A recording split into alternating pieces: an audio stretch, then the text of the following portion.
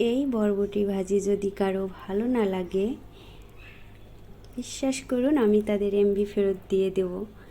এভাবে যদি বরবটি ভাজি করা যায় তাহলে এক প্লেট ভাত নিমিষেই খাওয়া হয়ে যায়। ও হ্যাঁ, নমস্কার বন্ধুরা, কেমন আছেন সবাই? আশা করি ভালো আছেন। আমিও আছি মোটামুটি। তো চলুন বরবটি ভেজে নেওয়া যাক। তো তার জন্য আমি কড়াইতে তেল দিয়ে আলুটাকে সুন্দর করে ভেজে নেব। অনেকেই বরবটি খেতে চায় না, মানে ভালো লাগে না, কিন্তু এভাবে ভাজি করলে আশা করছি সবাই খুব সুন্দর খেতে পারবে, মানে ভালো লাগবে খেতে। তো আলুটা ভাজা হয়ে গেছে। এখন আমি এর ভিতরে কেটে রাখা পেঁয়াজ কুচি আর মরিচ দিয়ে দেব। পেঁয়াজ, মরিচ আর আলু দিয়ে এখন আমি একটু লবণ দিয়ে নেড়ে চেড়ে এর ভিতরে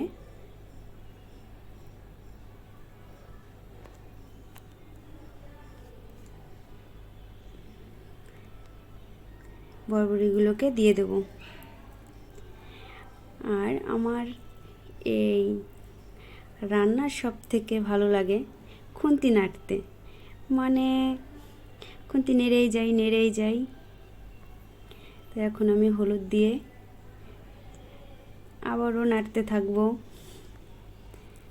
মানে আমার খুন্তি নাড়তে খুবই ভালো লাগে। আমি রান্নার সময় বেশিরভাগই খুন্তি নাড়ি।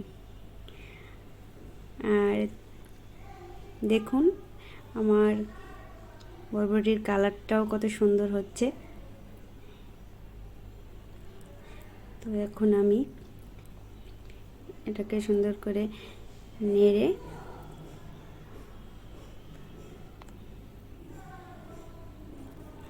এর ভিতরে একটু জল অ্যাড করে দেব, তাহলে কালারটাও সুন্দর হবে আর বরবটি সিদ্ধও হয়ে যাবে। দেখুন, তো একটু জল দিয়ে দিচ্ছি।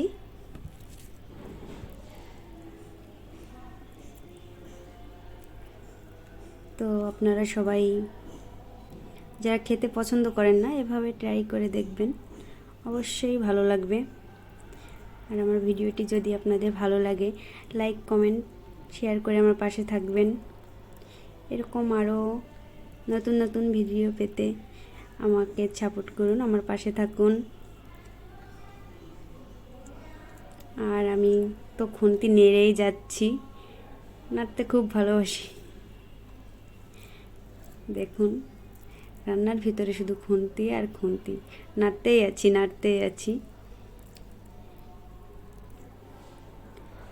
যাই হোক, আমার বরবটি ভাজি প্রায় শেষ। তো আপনারা যদি